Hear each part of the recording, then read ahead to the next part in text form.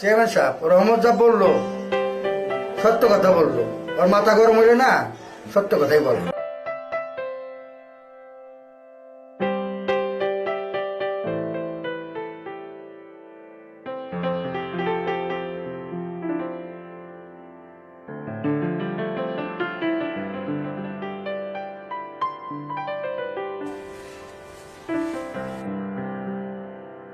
আসসালামু আলাইকুম চেয়ারম্যান সাহেব।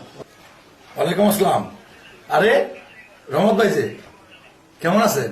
কেমন আর থাকুন, কেন, কি হয়েছে? কি আর হইব, আমার সর্বনাশ করে ফেলাইছে জমিদারি ব্যাপারী। কেন, কি করেছে সে? ওই জমিদারি ব্যাপারী তার লোকজন নিয়ে রাত্রের আন্ধারে আমার পালানের বড় দুইটা গাছ কাইটে নিয়ে গেছে। এর সূক্ষ্ম বিচার আমি চাই চেয়ারম্যান সাহেব, না হইলে আমি আত্মহত্যা করুন। আচ্ছা ঠিক আছে রহমত ভাই, আপনি আগে শান্ত হন, শান্ত হয়ে আপনি বাড়ি যান, আমি নিশ্চয়ই এর প্রতিকার করব। তাইলে আমি চললাম, বিচার দিনে আমার ঠিক মতো হয়, বুঝছেন? আসসালামু আলাইকুম। ওয়ালাইকুম আসসালাম। সম্মানিত পরিষদ বর্গ, রহমত ভাই কিন্তু আমাদের একটি গুরুত্বপূর্ণ বিষয় মনে করে দিয়ে গেল। ওই জমির ব্যাপারে এর আগে অনেকবার গাছ কেটেছে, আমি পরিষদে তাকে তলব করছি, চৌকিদার পাঠাইছি, এই পর্যন্ত সে দেখানো পর্যন্ত করে। এবার কিন্তু ওর বিরুদ্ধে একটা ব্যবস্থা নিতে হবে পরিষদ বর্গ। চেয়ারম্যান সাহেব রহমত যা বললো সত্য কথা বললো, ওর মাথা গরম হইলে না সত্য কথাই বললো। আপনি ঠিক কথাই বলেছেন, শুধু আপনি কেন, আমাদের পরিষদের প্রত্যেকেরই এই দায়িত্ব পালন করতে হবে।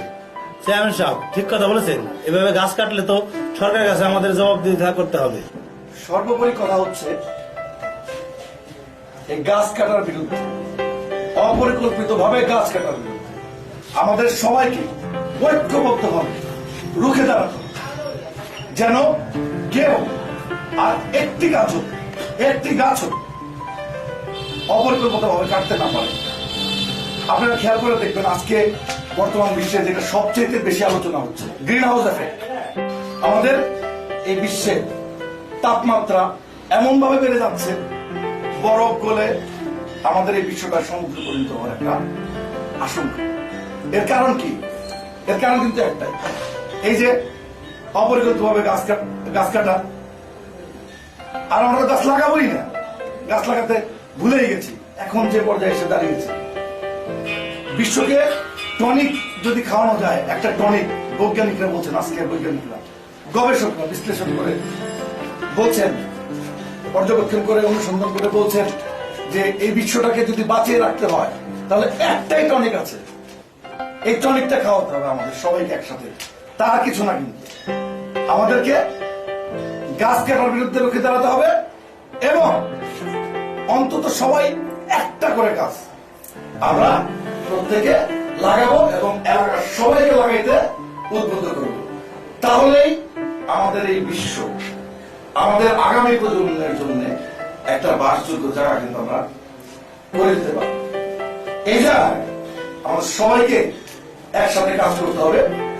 আর সব এই ব্যাপারে এখন যেটা করণীয় সেটা আমি এখনই জেলা সাহেবের সাথে কথা বলে, তারপরে ওসি সাহেবকে বলছি, উনি যদি এক্ষুনি ফোর্স নিয়ে এসে ওই জমিদারকে ধরে নিয়েছে, উপযুক্ত শাস্তির ব্যবস্থা করে, আমরা সবাই মিলে এর ব্যবস্থা কিন্তু করবো। এখান থেকে আপনাকে কিন্তু